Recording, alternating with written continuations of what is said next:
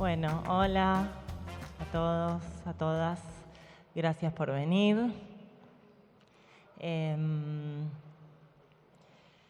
Bueno, voy a hablar un poco de mis influencias y algo de mis maestros y más que nada de los pares.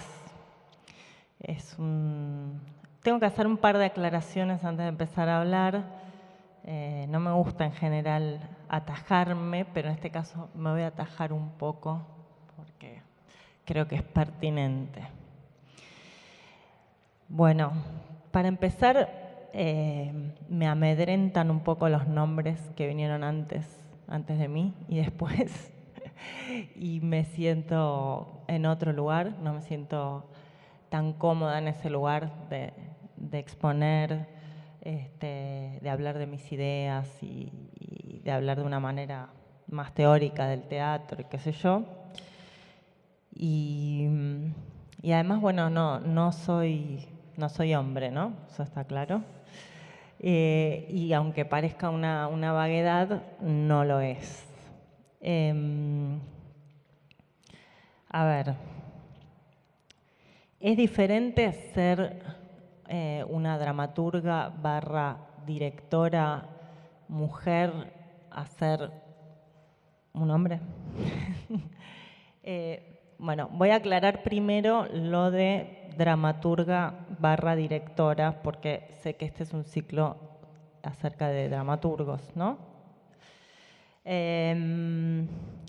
Si bien a veces me comporto como una dramaturga tradicional, es decir, escribo un texto y ese texto después es llevado a escena, a veces son publicados también sin ser llevados a escena, o sea, dramaturgia tradicional. En la mayoría de los casos, bueno, soy yo misma quien dirige mis obras y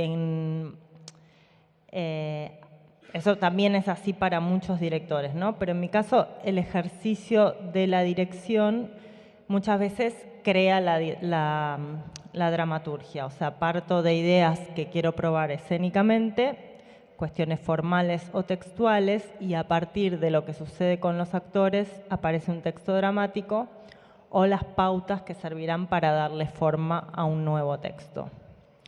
Y muchas veces, incluso, a pesar de tener escrita una obra entera, cuando comienza el trabajo de puesta, el texto va mutando tanto que luego hay que reescribirlo entero. Por eso esta barra, porque siento que es un momento del teatro que está bien aclarar dónde uno está parado, dónde uno se siente, que es como esta mezcla, este híbrido. Yo me siento cómoda ahí. Bueno, volvemos con lo de mujer. Como mujer las cosas son diferentes. Pienso mucho en esa diferencia. ¿Me escuchan bien, no? La intención con estas reflexiones no tiene que ver con una victimización o un reclamo, sino con entender esta especificidad de este otro linaje, con pensarse diferente. Obviamente hay generalidades que no me gustaría pasar por encima. Cuando yo empecé a escribir y a dirigir mis propias obras a los 20 y pocos, pensé que tenía que saber todo lo que quería y responder todas las preguntas que me hacían de los actores, del equipo, aun cuando no lo supiera. Con el tiempo empecé a bancarme no saber. O sea, yo creo que el decirle a cada uno lo que tiene que hacer es bastante tranquilizador en general, ¿no? Sobre todo en una sociedad que es muy dependiente de que te digan qué hacer. Yo creo que la verticalidad tranquiliza. El camino de la escucha y de la colaboración es otra tecnología. Es otra tecnología porque funciona todo diferente, es como cambiar de software. Pero hay que acostumbrarse, ¿no? Bueno, nada, hay que perderle el miedo a que otros sepan más que vos, por ejemplo, o que se les ocurran cosas geniales, o descubrir de los hallazgos ajenos, o disfrutar de que un actor encuentra una palabra mejor para decir algo que yo tenía pensado de una manera y que encuentra una forma nueva. Entonces la dinámica cambia y la dirección también se vuelve menos solitaria. Como que el primer aprendizaje de estar afuera para mí fue a estar sola, ¿no? Como antes del primer estreno o de los primeros estrenos, la sensación y la sorpresa era en este momento todos me odian, y de mucha desconfianza y de mucha soledad. Y eso se fue reparando con el tiempo, y creo que es inversamente proporcional a esto que decía de decir, de romper un poco esa verticalidad y aceptar otra dinámica de trabajo en la cual no decido todo yo sola, no sé todo yo, y eso. No sé si me siguen. Veo a los hombres, a los pares, pararse en ese lugar y me da alegría estar parada en otro, en uno propio. Antes me sentí en falta durante mucho tiempo. Y hoy se va a tratar un poco de eso, de contar cómo es este lugar, cómo se construye, por qué es diferente de otros. No como hombre y no como gran maestro u orador.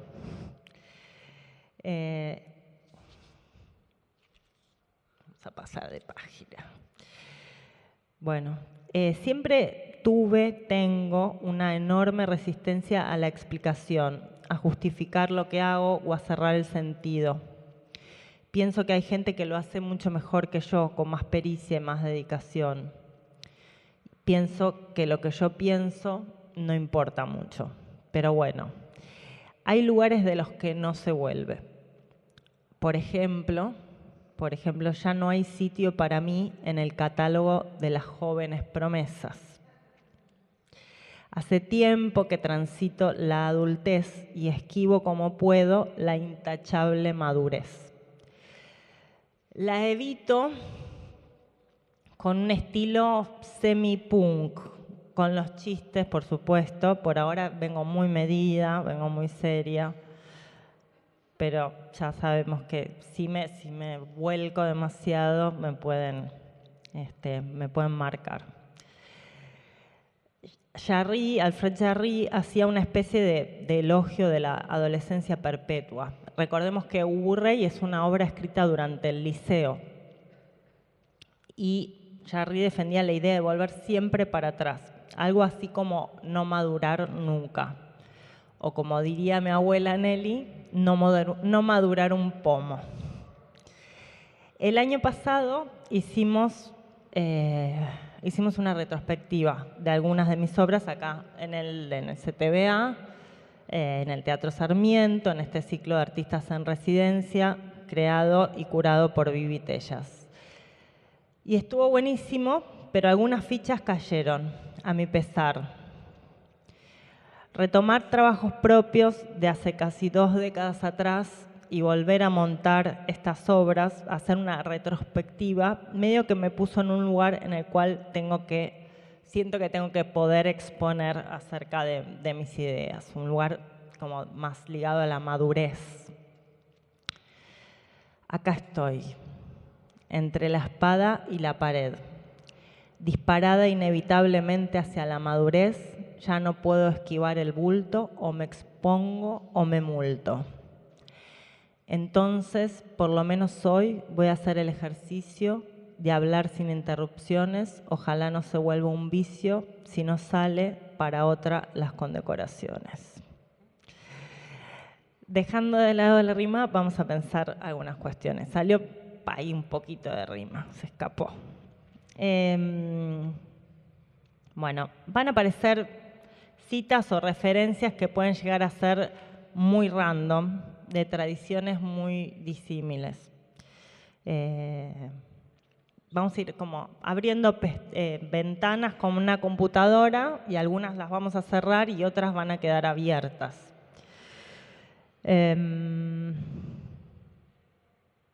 A ver. La iniciación siempre me interesó, como género y como ficción. En este caso, para entender por qué alguien termina dedicándose a la dramaturgia, creo que merece algunas explicaciones. Sobre todo si, como yo, no se nace en una familia de teatreros o de actores, ni siquiera de artistas. De todos modos, acá en la ciudad de Buenos Aires hay más teatreros casi que personas, así que eso también habría que explicarlo. Creo que el origen de todo fueron los denominados juegos de muñecas. Ya se escribió mucho, ¿no?, acerca de la relación del juego con el quehacer teatral. Un juego en el cual todo es posible, pero también hay reglas muy estrictas. Bueno, voy a citar un poco a Dolte, que es un maestro, uno de mis maestros que se va a ir colando, por lo menos en esta parte. Dolte en Juego y Compromiso dice: el juego tiene su realidad propia, es un mundo paralelo, un mundo en sí mismo, infinito y cerrado al mismo tiempo.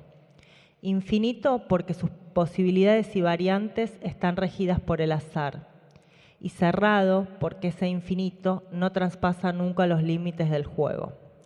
Quiero decir que no hay dos partidas de dados iguales, pero nunca dejaremos de jugar a los dados.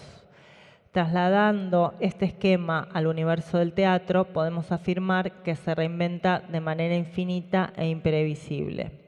Los griegos no podían imaginar a Müller, pero esta reinvención no es perversión porque desestima su propia naturaleza, porque no desestima su propia naturaleza. Bueno, pero, hasta ahí Dolte. Pero me gustaría particularizar un poco en los juegos de muñecas, que creo que también son bastante diferentes a los otros juegos. Las muñecas, sí, esos objetos antiguos y estigmatizantes. Las muñecas con las cuales juegan mayormente las niñas. Las muñecas son objetos antropomórficos, estamos bastante cerca de los títeres o marionetas, que emiten palabra por boca de quien las manipula y que tienen motivaciones internas proyectadas también por niñas o por niños a veces que las mueven. El juego de muñecas está subestimado, podría tener un poder subversivo, es colaborativo, las reglas las inventamos nosotras siempre, las chicas, y obviamente que no se juega con cualquiera. Pienso en los clásicos, en dos de mis favoritos, ¿no?, en Casa de Muñecas, en El Zoo de Cristal. El juego que deja a la mujer en un lugar de no salir al mundo, de no madurez, de negación. Obras maestras realmente escritas por varones. Y me pregunto qué hubiera pasado si hubieran sido escritas por mujeres. Asesinatos, guerras y violaciones producto de la educación de los varones. Podrían llamarse Mi primer fusil o El tanquecito de guerra vinílico. Quiero decir algo importante, creo. Quiero decir que las mujeres estamos entrando tarde al juego. El teatro lleva miles de años en el mundo y las mujeres se incorporaron con suerte en este último siglo. Hubieron algunas excepciones, ¿no? Sor Juana Inés de la Cruz, Salud, en el siglo XVII. Por supuesto que no tuvieron el reconocimiento que merecían. Quiero decir, hay mucho por escribir para ver las cosas de otra manera, para tener otra perspectiva, para pensar y tematizar cuestiones que son totalmente diferentes. Y me paro en este lugar no porque sea una militante feminista, sino porque creo que hay que permitir que aparezca otro paradigma. Está pasando algo atrás, muy intenso. No pasa nada. Y creo que está pasando, pero creo que aún la gente no lo está leyendo. Creo que a partir de ahora casi que solo deberíamos escribir nosotras, las mujeres, y las diversidades. Bueno, los juegos capaz me fue un poco al carajo. Los juegos de muñecas son una práctica muy directa de la creación teatral. Hay personajes, lugares, líneas temporales, hay diálogos y se puede jugar desde con Barbies hasta con lápices. Dejar armado de un día para el otro es un privilegio equivalente a tener tu propia sala de teatro, quien pudiera, ¿no? Bueno, sigamos con el momento de iniciación.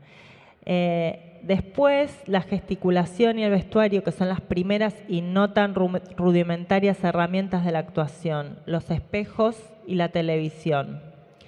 Yo veía Atreverse y hacía de Graciela Dufo frente al espejo. Después la dirigí a Graciela en una obra mía que se llamaba No me pienso morir. Hizo de mi abuela, justamente. Y la hizo de una manera tan perfecta que yo no pensé que eso fuera posible, pero me pasó por encima. Graciela y mi abuela también, era lo que hacía. Mi abuela Nelly era el sujeto narrador más atractivo que yo vi en mi vida. Le gustaban las historias y los programas de chimentos. No le interesaba la reflexión. Con ella aprendí la importancia del diálogo y de la narración, cómo meter golpes de efecto en el medio de un diálogo, hablar con gestos, hablar por detrás y muchas otras figuras de la escena. La hipérbole, sus relatos eran apasionantes. Por ejemplo, un día me contó que ella vacacionaba en Altagracia, de donde era el Che Guevara, y la vez siguiente que me contó la misma anécdota, ella era amiga del Che Guevara, y la siguiente vez había tenido un romance apasionado a morir. Y bueno, así se aprende. Bien.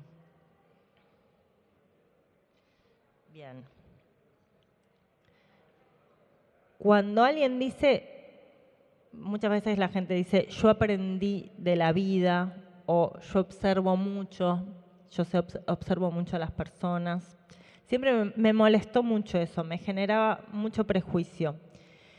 Como que, bueno, si observás, callate, o si aprendiste, no se nota.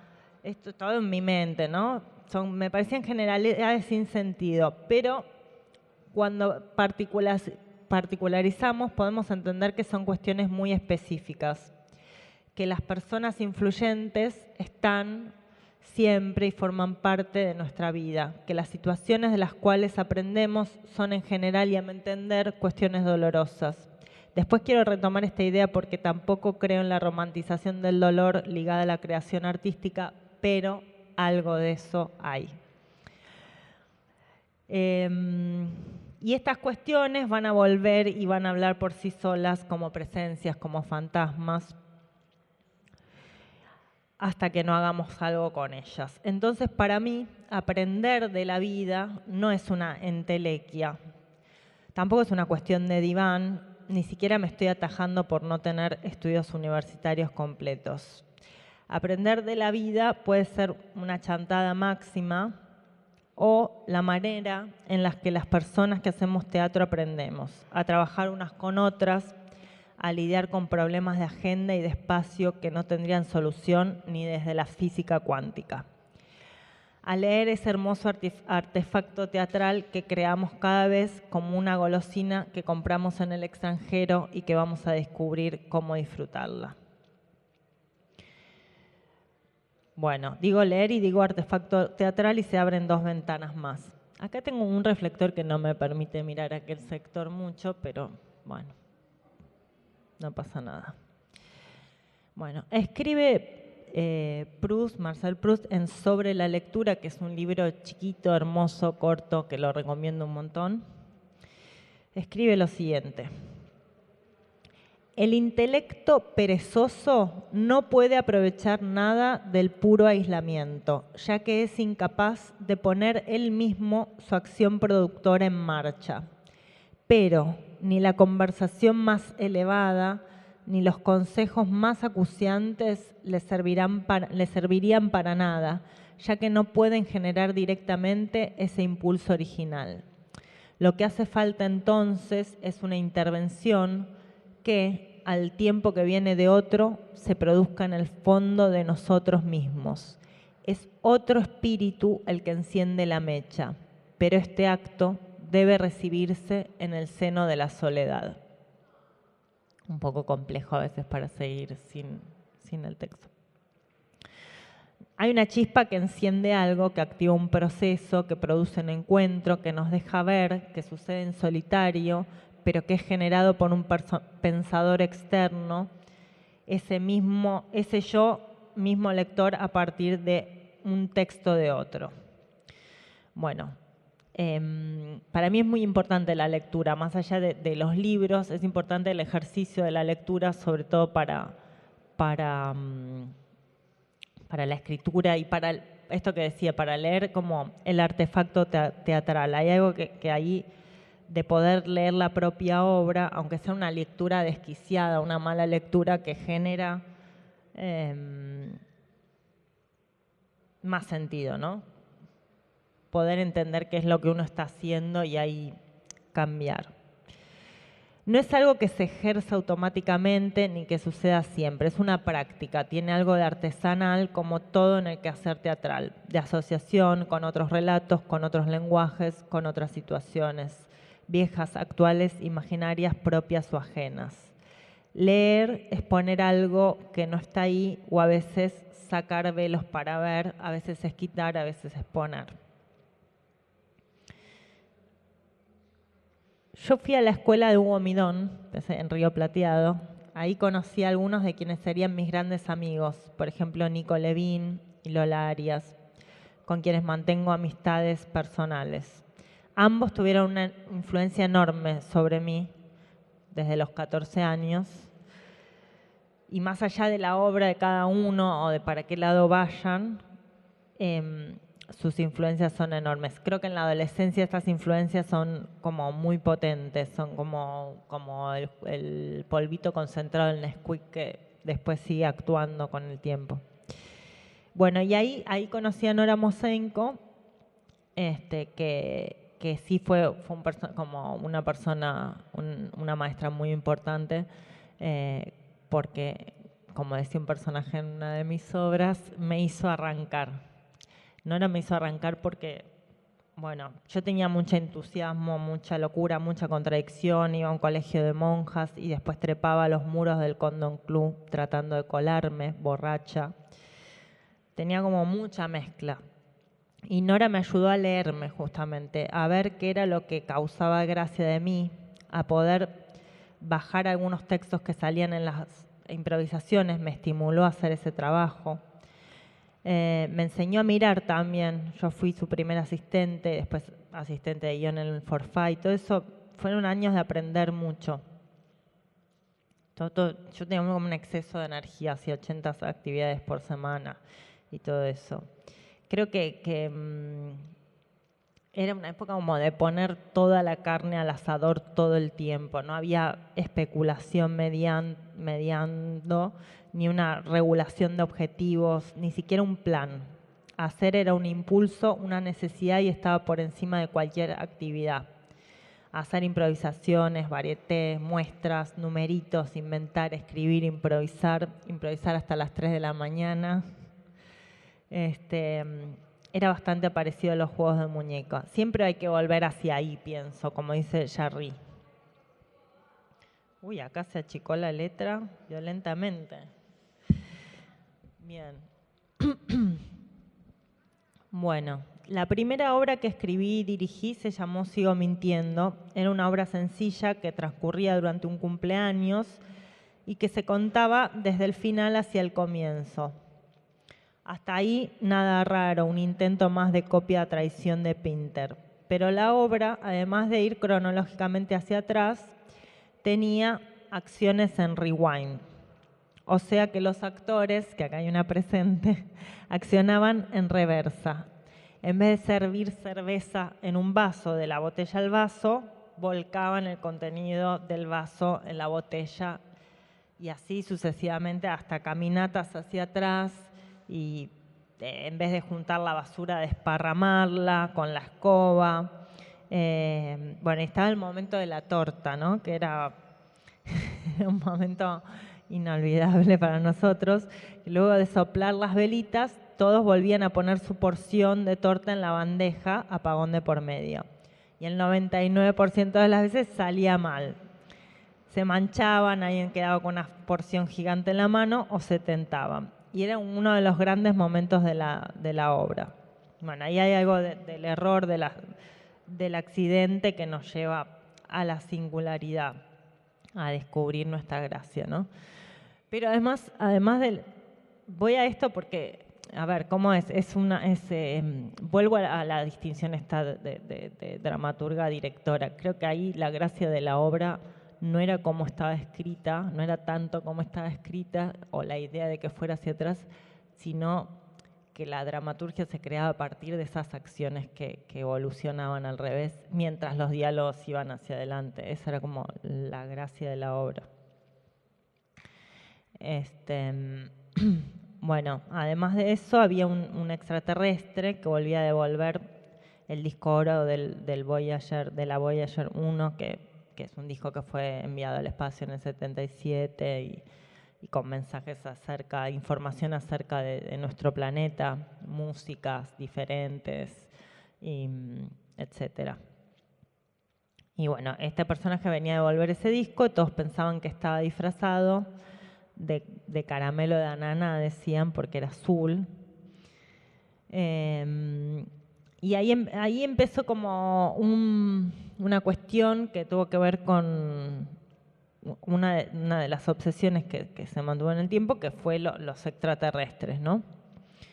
De chica me daban pánico los extraterrestres porque creía muchísimo, como Jesús, que también a Jesús le tenía pánico porque creía muchísimo. Rezaba y le pedía a Jesús que por favor no se me apareciera. A mi mamá le decía muchas veces, tengo miedo de que venga un extraterrestre. Y mi mamá me tranquilizaba diciéndome, no te preocupes, son seres más evolucionados. Si vienen a buscarte es porque sos elegida, cosas así. Bueno. Extraterrestres o disfrazados, el cambio de piel y la composición actoral extrema me resulta muy atractiva de ver. Creo que sigo mintiendo, mantenía algo de esos monólogos que yo hacía y todavía no era muy consciente de la obra total, del relato de la obra. Bueno, ahí aparecen también 3 personas fundamentales en mi vida, que son Marco Ferrantes, que era el extraterrestre, que era increíble, Marina y Walter, que todos siguieron y siguen en mi vida, y Marina es una de las personas que más me hace reír en este mundo. También ahí comienza una colaboración con Matías Sendón. Matías es iluminador y escenógrafo, pero además de todo vio mucho teatro porque en algún momento fue técnico y su mirada es muy importante para mí. La confianza no se puede prescribir. Estoy hablando de los pares porque yo creo que son quienes más me condicionan y en el mejor sentido, como de qué aprendo de cada uno de ellos, ¿no? Hablo de estas colaboraciones. La confianza no se puede prescribir, se da o se construye y está y es un regalo. Si hay alguna zona que se pone muy difícil para mí, enseguida le pregunto a él y siempre, de alguna u otra forma, me salva. Yo también aprendí mucho en cuanto a cómo hacer un guión de luz y tenemos nuestra propia modalidad de trabajo. Creo que hay mucho por crecer en cuanto a la manera de contar con la luz, que es un tipo muy particular de dramaturgia. Más allá del clima, de la intensidad, del color, de lo frío, de lo cálido, de los efectos, de la espacialidad de la luz, de los frentes, de las calles, a la hora de sentarse a armar un guión de luz, la dramaturgia se convierte en otra cosa.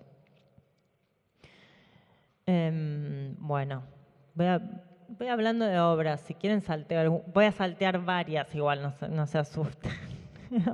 Quiero hablar del Hecho, porque están 2 de sus protagonistas. Y bueno, me quiero dar ese lujo, ese placer. El Leche es una obra que intenta pensar la idea de la fe, que es un concepto extravagante para nuestros días, la fe, y muy fácilmente corrompible. El año pasado, cuando hicimos la remake del helecho, nos dio muchas satisfacciones que no nos había dado originalmente. Dijo la crítica allá en 2006. Quiero decir que la crítica teatral, salvo algunas excepciones, todas las excepciones se tratan son mujeres. En general la crítica está atrasada para mí, lo tengo que decir. Y es altamente misógina, no colabora con una visión histórica, se mueve por modas o intereses comerciales y desconfío mucho.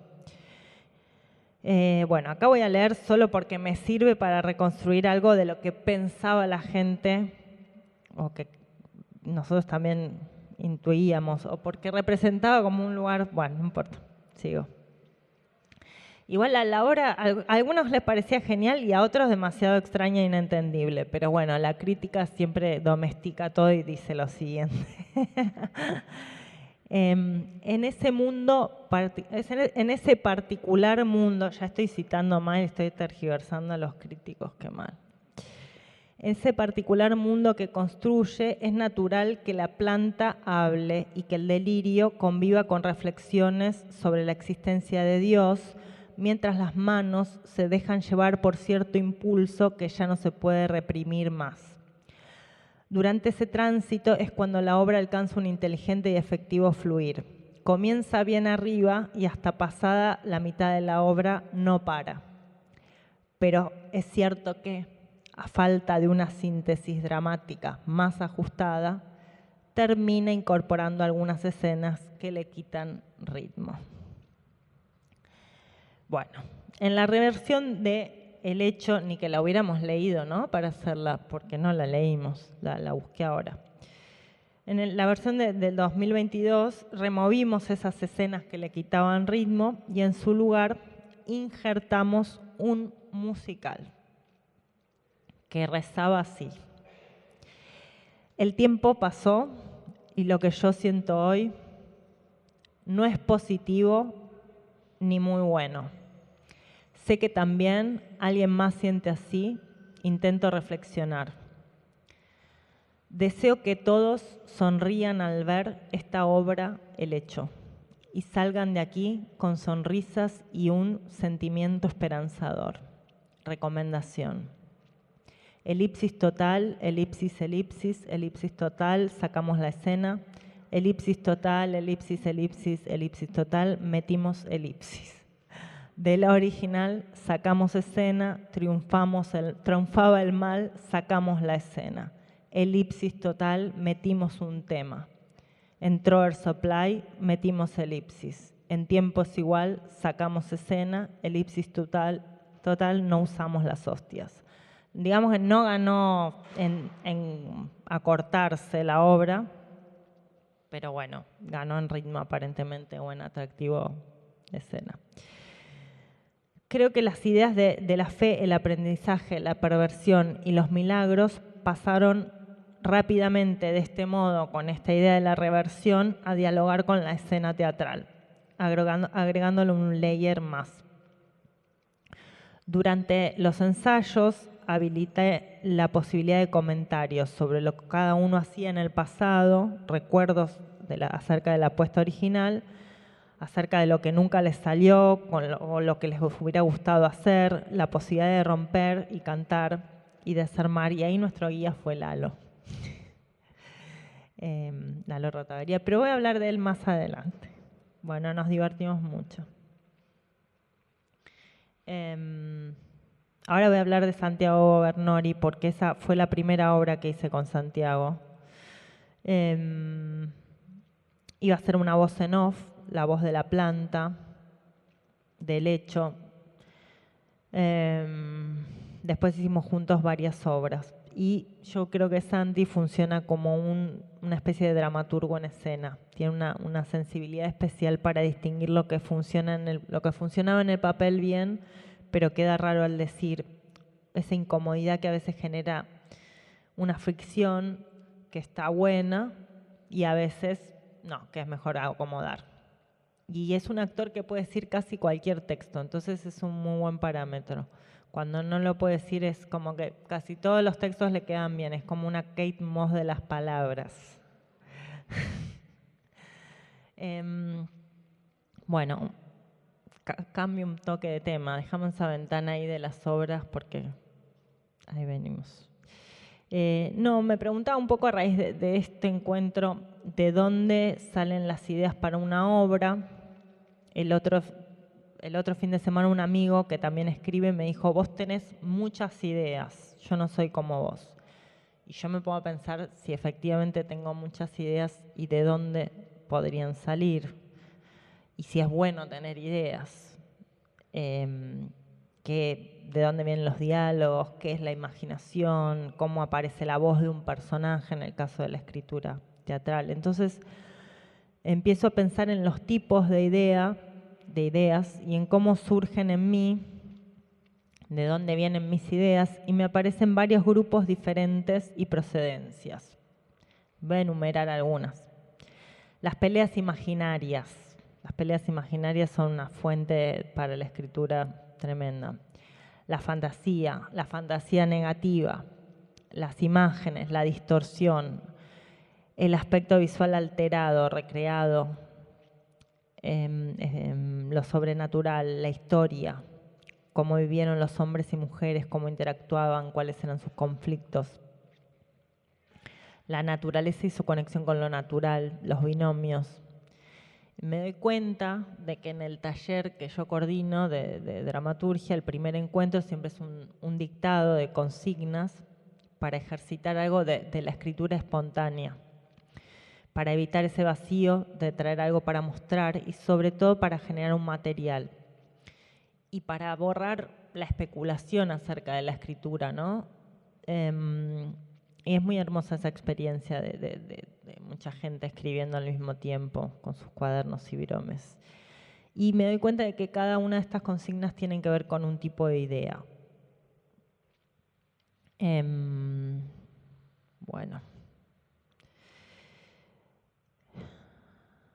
Bueno, en un momento se me dio también por escribir de a 3 historias, 3 líneas temporales.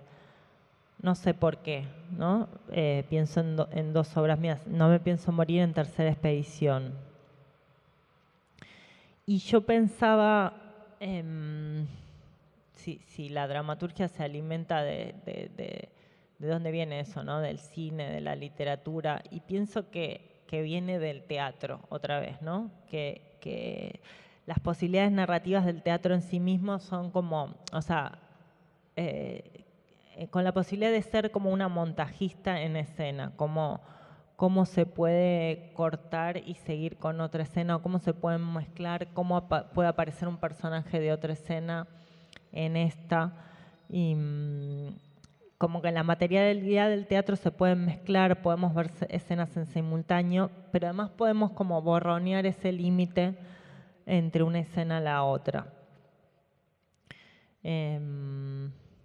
Bueno, Tercera expedición es un cuento de Bradbury, ¿no? No sé si lo conocen, lo ubican. Es una expedición a Marte, es la tercera expedición, y cuando llegan, las otras 2 fueron aniquiladas. Cuando llega esta expedición a Marte, se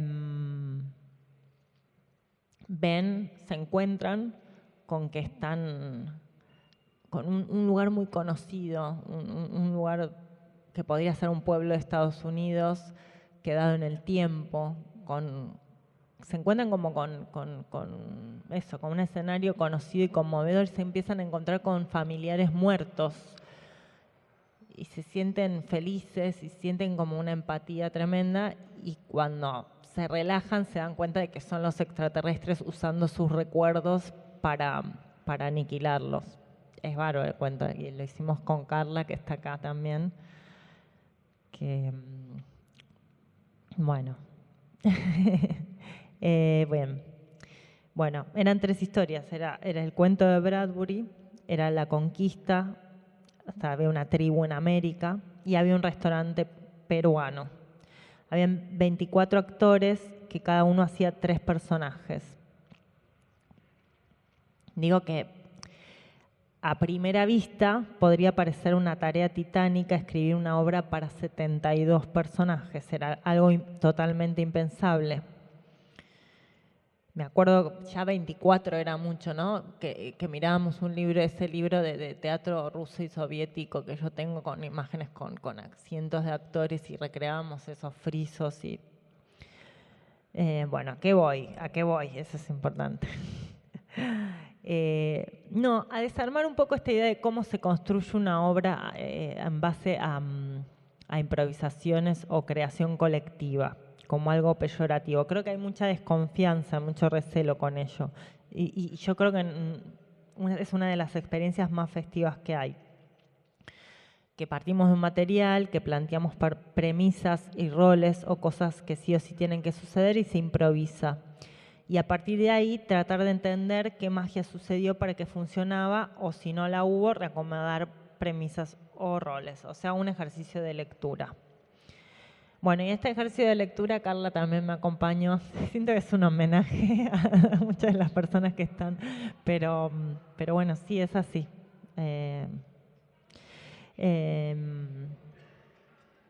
Carla ya estamos con la 6ª obra que está aguantándome en la asistencia de dirección. Así que me conoce bastante, casi que vos tendrías que hablar en lugar de mí. Bien. Bueno, voy a hablar, no queda mucho más, no se asusten si están preocupados por la duración. Yo me preocupo por la duración, porque no quiero atosigar a la gente, a sus mentes. Bueno, voy a hablar un toque de Jarry, que fue una obra del ciclo Invocaciones, que invocaba la figura de Alfred Jarry, del cual ya hablé. Fue la primera obra en la cual no usé ni una sola palabra de lo que tenía escrito. Ni siquiera se las llegué a dar al elenco. Eran 12 páginas y había algo acerca de unas gallinas. Lo primero que haga a llegar a mi casa después de acá va a ser borrar ese archivo. Pero es raro también decir que surgió de improvisaciones, es una generalización, ¿no? Creo que es incorrecta por inespecífica. Creo que puede ser interesante detenernos en cómo se escribe una obra cuando no es frente a un cuaderno o una computadora, que es lo que intentaba hacer con la experiencia anterior de Tercera Expedición. En este caso, este proceso lo tengo más fresco, en este caso yo seleccioné algunas pocas escenas de Ubu Rey y con el filtro de algunos escritos acerca del teatro del propio Jarry fui armando protopuestas para esas escenas. Los actores las leían en el mismo momento del libro directamente y yo tiraba algunas pautas, como: las cavernas son ustedes mismos. Me preguntaban, ¿cómo? Con los brazos. Y vos, Lau, haces los 2 personajes. ¿Los juntamos? Me dice, ¿hacemos una síntesis o hablo en plural? No, una voz distinta para cada uno. Bueno, esta cosa ahí retomé muchas de las ideas con esta cosa de la adolescencia, la idea del retroceso en la acción, de la horizontalidad. Probamos que los actores estuvieran, en vez de parados en el escenario, acostados y poder ver una escena acostados. Hay como muchas ideas que hacen directamente a la escritura. Es una obra que es muy rara leerla escrita, aunque está editada. Y nada, fue como un gran ejercicio, a pesar de que no llega a ser una adaptación, es como una versión sumamente libre, ¿no? Pero bueno, esta idea de que pase algo en el cuerpo de los actores, de que algo los atraviese, viene de hace mucho para mí. Que siempre pase algo en el cuerpo, que si no aparece como la triste vanidad.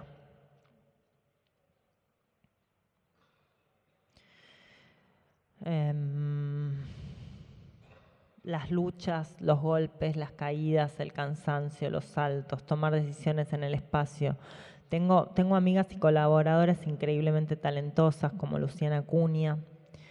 Luz siempre está pensando en la totalidad de la obra, que es la mejor manera para reflexionar y entender cómo vamos yendo. Si hay que pegar un volantazo, te lo dice. Si hay que confiar y bancar, también. También Gabriela Fernández. No conozco otra persona que trabaje así como Gabriela, que es vestuarista y es escenógrafa.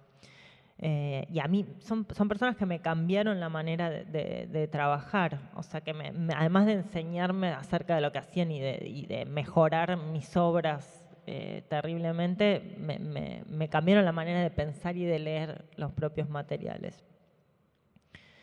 Voy a hablar brevemente de lo que es escribir una obra por encargo, justamente por Jarry, pero también está en La Huerta, Wood in Inglés. Hay varias obras que son por encargo y que está bueno detenernos un poco ahí. Bueno, justo La Huerta y Wood in Inglés arman como un tándem de comedia de un verosímil relativamente dentro de lo que es mi dramaturgia realista, donde lo central son los vínculos y están jugados en los diálogos. Y son historias de amor, cada una a su manera. Y vamos a tratar de pensar qué procedimiento apareció en cada una. En La Huerta nació el manual El horticultor autosuficiente, que es un libro inglés de los años 70. El ciclo se llamaba Proyecto Manual o algo así. Había de tomar un manual y escribir una obra. Y Wood in Inglés nació de entrevistas a lectores. Y en la medida en que entrevistábamos a estos lectores, que fueron 4, aparecieron como dos paradigmas, 2 maneras de leer, según a mi humilde entender. Pero bueno, a rasgos generales eran como lectores que leían para escaparse del mundo, para vivir otra realidad, para entrar en otros mundos de aventuras, de ciencia ficción y qué sé yo, y había otros que leían para entenderse, para explorar su subjetividad. Y al poner a fusionar todo esto, se armó como, bueno, la escena, la dramaturgia, los personajes tenían estos puntos de vista totalmente diferentes, la pareja sobre todo.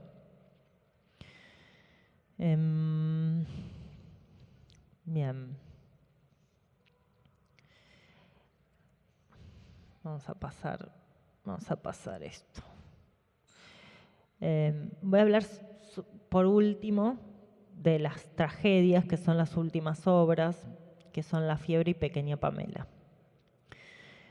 La Fiebre nació como un texto literario, un archivo en la computadora sin un propósito escénico, una especie de diario íntimo de la imaginación negativa, de la falta de amor como una épica y de la decisión de entregarse a la locura. ¿Cómo se convierte un texto así literario en una obra sin que sea un poema que más o menos se ve bien? Bueno, ese es el tipo de problemas que cada vez más me divierten. Con una actriz como Julieta Silverberg, que es quien lo hace, bueno, también fue de mucho aprendizaje porque era la primera vez que yo hacía que dirigía un unipersonal, entonces el experimento escénico fue meterme yo misma en escena con ella para que generara una dinámica y después sacarme.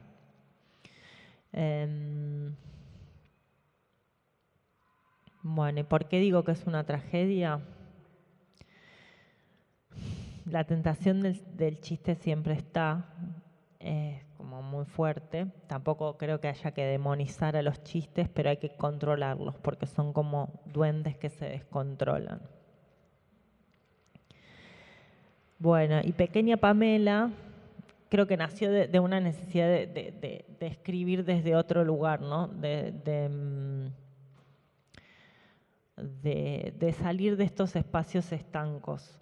Insisto sobre esto porque empezamos a trabajar con Nahuel Vecino, que es un artista visual, y la idea era que él hiciera la escenografía y yo escribiera el texto. Y algo de eso se mezcló y generó una nueva dramaturgia. O sea, las obras de Nahuel son como que tienen muy condensado un sentido y tienen una narrativa, pero está todo como en un plano, y como pensar en cómo sería hacer hablar a esos personajes, cómo darles voz, cómo ponerlos a interactuar, generó también un nuevo tipo de obra en mí. Bueno, por ejemplo, la figura de la cíclope, que era como Tiresias, el Corifeo, Homero, como una ciega pero con un ojo, el coro con sus múltiples voces, y los muertos que vienen a traer un mensaje. Ahí vuelvo a Lalo. Bueno, en este caso, estas figuras de la tragedia, como también la decisión de trabajar con la tragedia, me la salteé.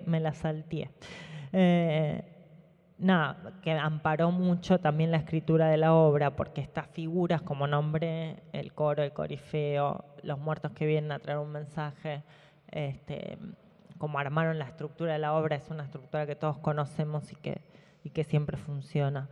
Y el personaje del tío Trollo no venía a traer ningún mensaje. Supuestamente los muertos vienen a enseñarnos algo, a avisarnos, a alertarnos acerca del futuro, a traer una enseñanza acerca de lo que le pasó, y venía a romper las pelotas.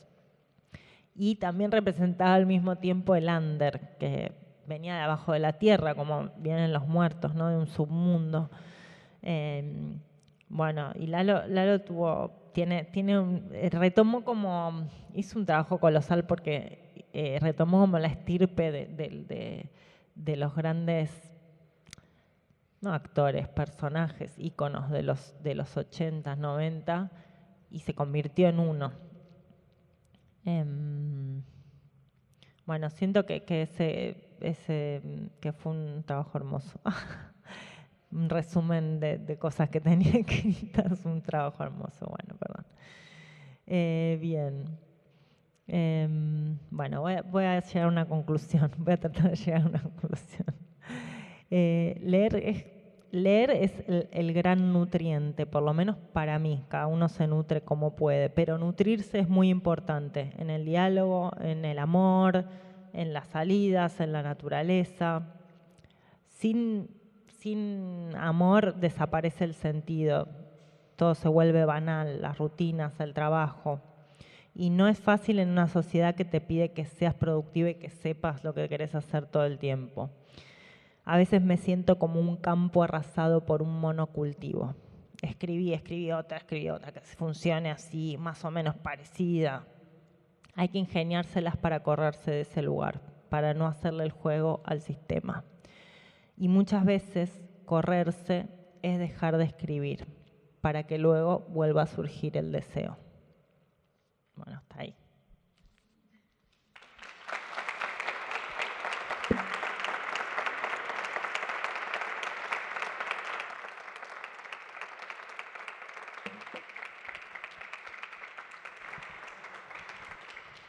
¿Cuánto duró? Me siento una maratón rapidísima. 1 hora. ¿Sí? Wow, muchísimo hablé. No, Perdón. me parece que está bien, ¿no? Lo suficiente. Gracias, Mariana. Estamos acá y tenemos un ratito más para compartir el micrófono, hacer algunas preguntas para quienes quieran. Sé que es difícil siempre romper el hielo de la primera pregunta, pero bueno, puede ser sobre lo que nos acaba de exponer, puede ser sobre cualquier otra cosa. Y si no, como siempre arranco yo, digamos, me arrojo.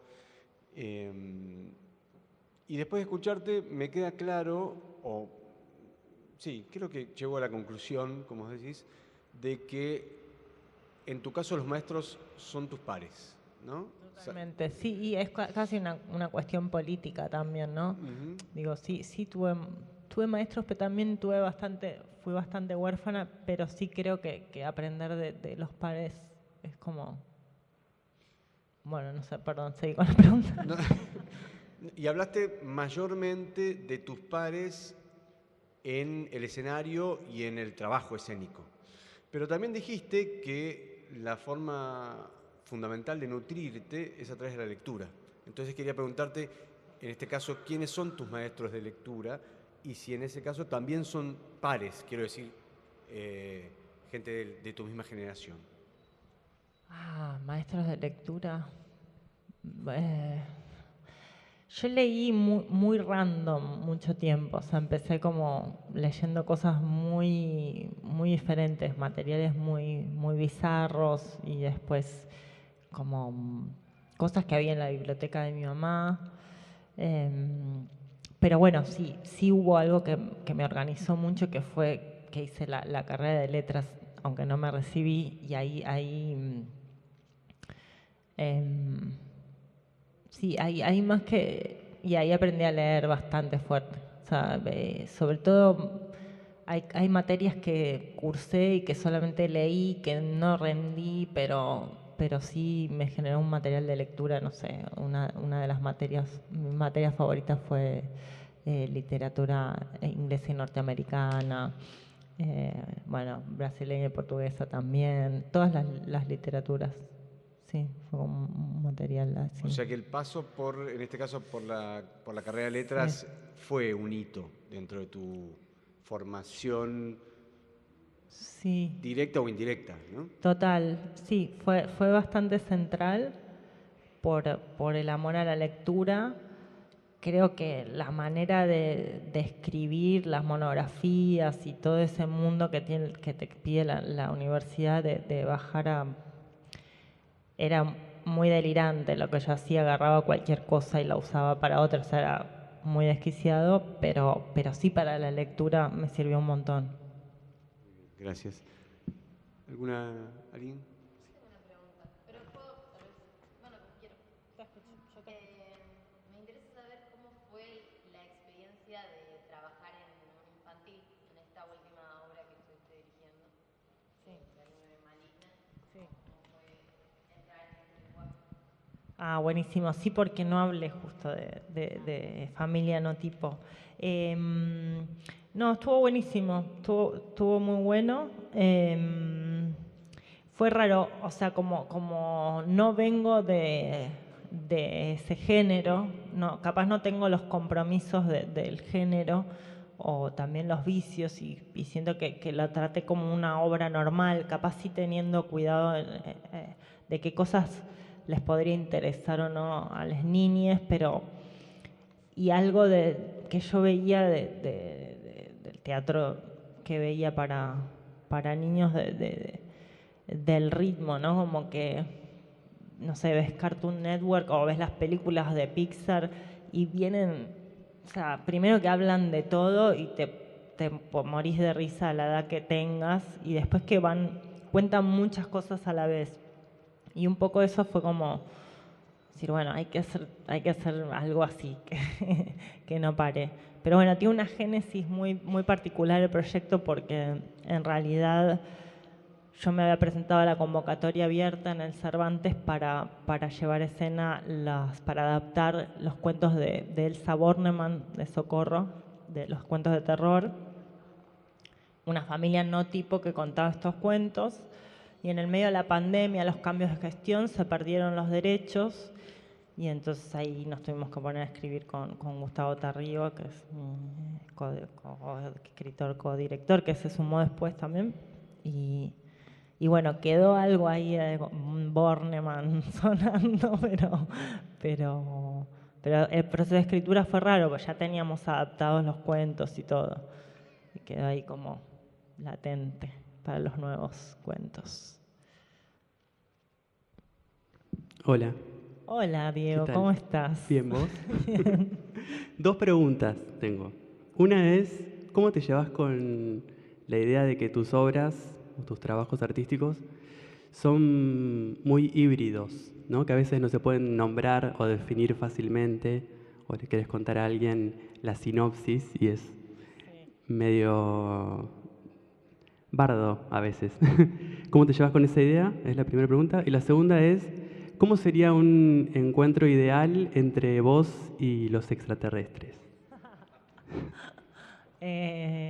Bueno, la primera creo que es bastante buscada, el lugar híbrido. Como que siempre me gusta ir corriéndome y sorprender y no me gusta quedarme en el mismo lugar y repetir. Y a veces, la verdad que me arrepiento porque la tengo bastante fácil, como digo, bueno, hago otra obra así, hago 5 obras así, me iría bárbaro.